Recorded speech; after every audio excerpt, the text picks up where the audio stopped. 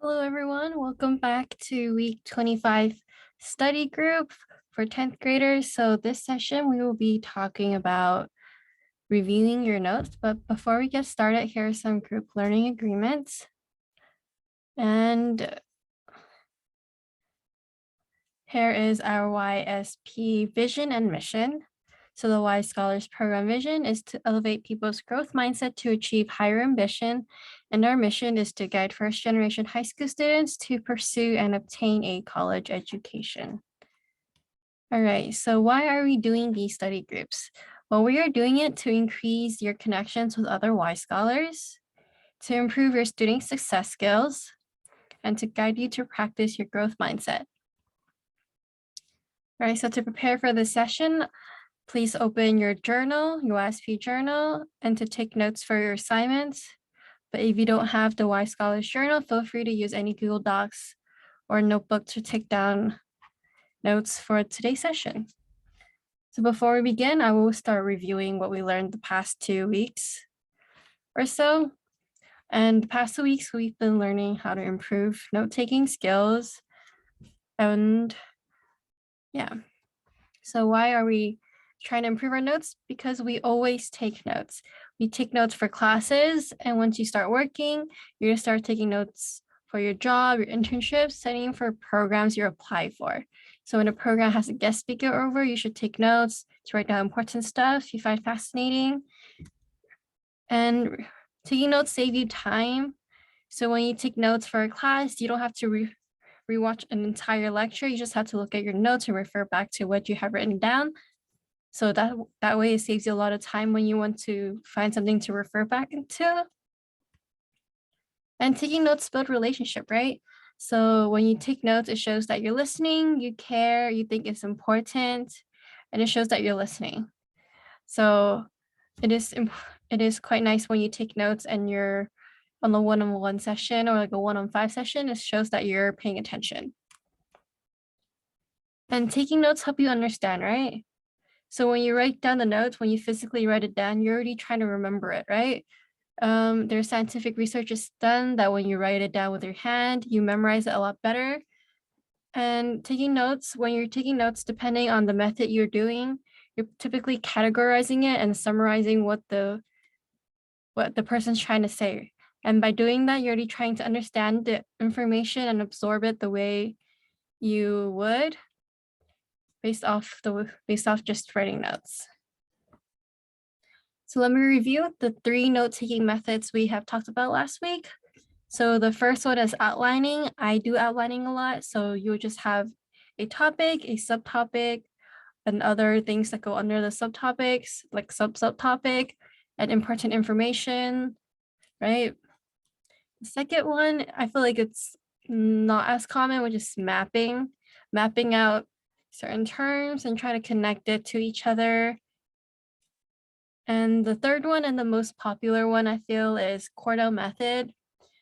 And we talked about it last week. So you write down, you have a line under, have a vertical line, and then you write down the keywords or like main topics on the left side, and then you write down the notes on the right side, and then you have a summary at the bottom.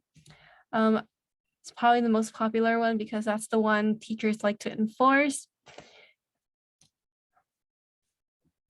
So today we'll be talking about reviewing your notes.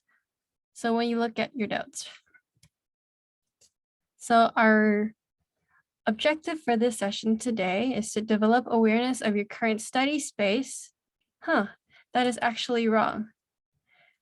But it's not to develop awareness, it is to learn how to look at notes and why we're doing it. So the first activity I want you to do and write down in your journal is after you take notes for a class, when do you look at those notes again? And name all the instances. So pause this video and just write down a couple questions or a couple bullet points to this. And this is also on your assignment if you want to get started. The assignment link should be in the description for the video. All right, I will share mine. So after I take notes for a class, when do I look at it again? So I will look at my notes again if I want to recall any information or if I want to refer back to something. So examples for that will be if I have an assignment and I don't know how to answer one of the questions, I will look back at my notes, at the lecture slides, so I can refresh my memory on it and understand it better. Same thing with problem sets, projects, quiz, tests, exams. Usually look at your notes to study and look at the notes again. And very rarely do you look back at your notes out of curiosity. So when you're like looking at a topic, you're like, I feel like I learned it before. So then you go back to your notes and then you look at it like, oh yeah, I did learn it. And then there's like XYZ that you learn. So yeah, basically you take notes for a class and you look at it again when you want to refer back to it. That's why you look back at it.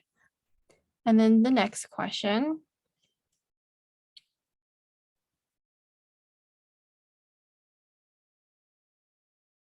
What kind of edits do you do with your notes after you take the notes? So let's say you just finished your class ended for world history. What type of edits will you do to your world history notes? Pause this video and write down a couple bullet points for what you're gonna do, and I'll share mine.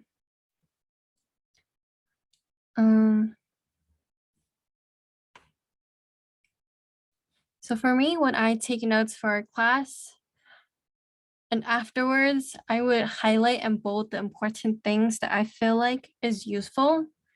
I will sum up main points or ideas if I haven't done so during the lecture.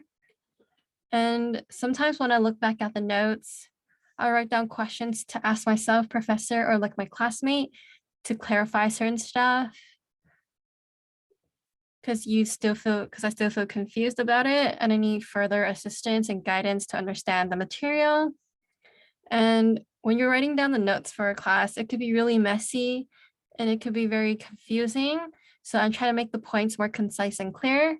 So I typically have the notes that's just random bullet points and highlights from the class lecture, but then I would rewrite it and outline it really nicely afterwards. That contains all of this right here. So that's how I reorganize my notes after class. All right, last question.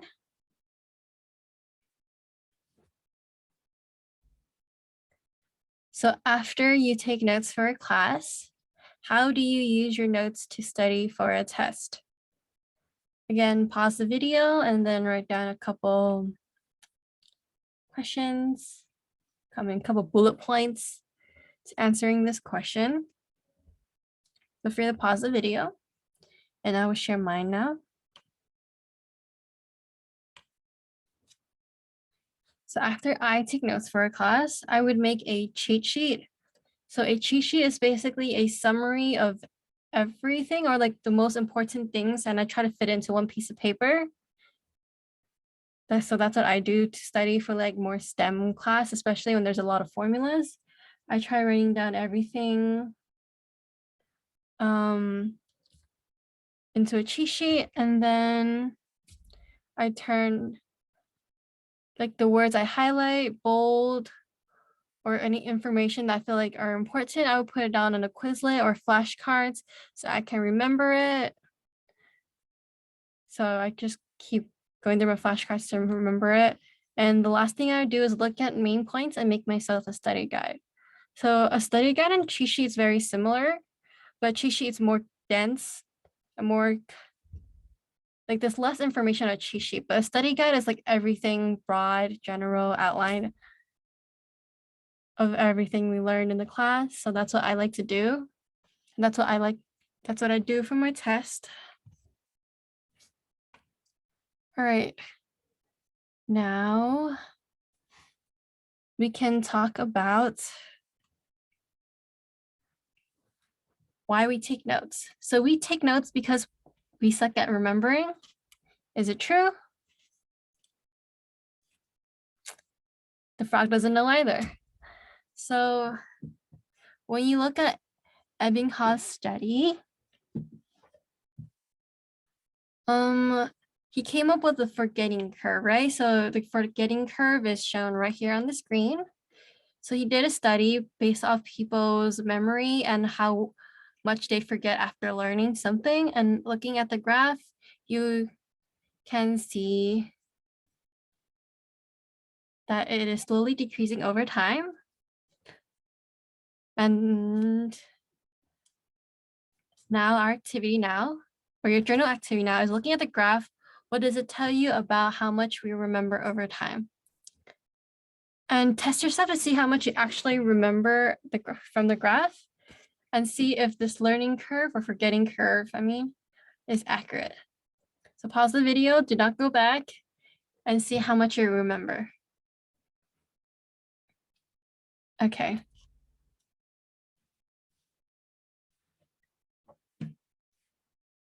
So when I looked at the curve and I tried remembering it after creating this journal activity, I don't remember much. I don't remember the guy's name. I just remember the curve moving downwards, and it's from like 0 to like, I forgot, it's 10 days. And then it goes from 0 to 100% of how much stuff you remember. Yeah. So I'm going back to the Ebbinghaus study. So the study was done in the 1880s, and even recent studies such as Puck produced very similar results.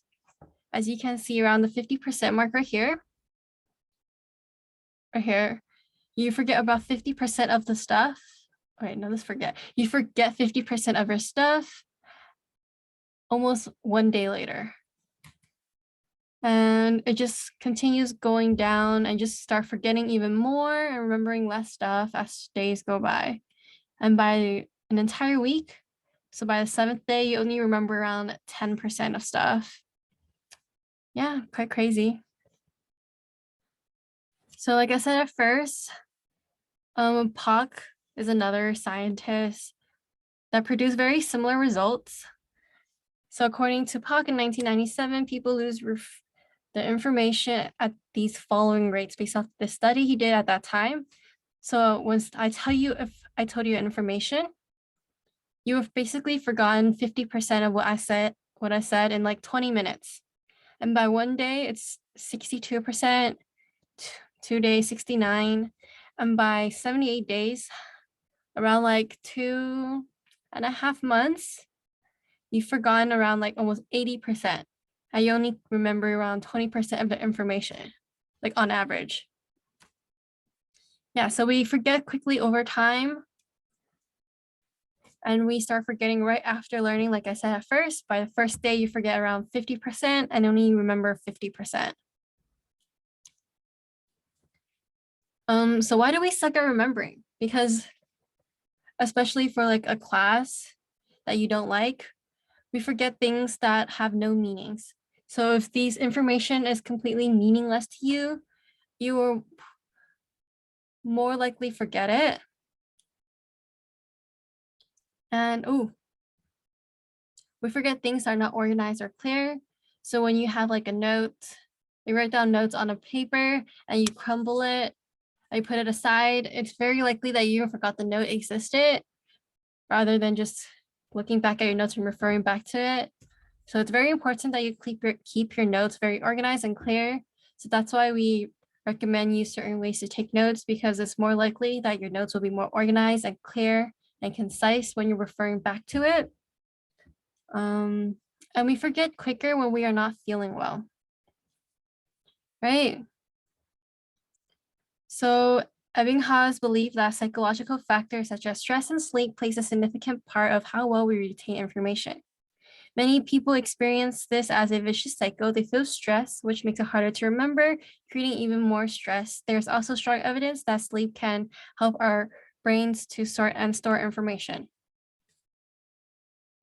Yeah, so when you have a good night's sleep, you eat a good breakfast, your body feels good, you're more likely to retain and remember information. And not only that, you probably do better on your test too. So when you're studying and looking at your notes, it's very important that you get enough sleep and you don't cram everything and go and pull an all-nighter trying to study for a test, because the results are probably not good. especially if you try to get coffee in the morning so you stay awake to take your test. Not good. I tried it. Don't do it. Caffeine crash is not fun. So what can we do to remember more and to remember things better? So the first way you can do it is by doing space learning. And it is actually the most important discovery Ebbinghaus made. It was that by reviewing new information at key moments on the forgetting curve, you can reduce the rate at which you forget it. We know that information can be lost as soon as a day. So in that case, an effective way to prevent information loss is to review the material that you need to know daily. So here's an example. So you already forgot around 50% by the first day, right? By the next day. And what if the next day you review the information? And when you review the information, you forget less because you forget 50% by 2 days instead of 1. And then when you review it again on the third day, you forget 50% of the information by day 6. So constantly reviewing your notes creates this spaced learning and helps you retain information a lot better over time. And another way is by overlearning. So this is also another strategy Ebbinghaus explored. It was overlearning. So you put in more effort than you usually would to learn something. And he found that doing this improves retention and slowed the steep drops seen on the forgetting curve. So I would tend to do overlearning like a week or 2 weeks before an exam. So that way I don't have to cram everything the day before. And I actually think this is really helpful. When you overlearn, you spend a lot more time studying than to just leave it aside and not study. So the third way is to make information meaningful. So what does that mean? So you do everything you can do to make the material that you need to learn clear, relevant, and purposeful. Establishing a strong reason for retaining it. The more you know how something will benefit you in the long term, the more likely your memory will prioritize it. So one easy purpose is that you want to do well in the class, but think deeper about why you want to do well in the class. So you set like an even further goal to keep this going. So the more personal you make it, the more meaningful. So a specific question you can ask yourself are, what are some other messages you can offer yourself when you want to avoid studying for a specific class? Yeah. So the way I would do it and make information meaningful is I would make nicknames for stuff. I would try connecting it back to a topic that I really like and try to add on from that topic, right?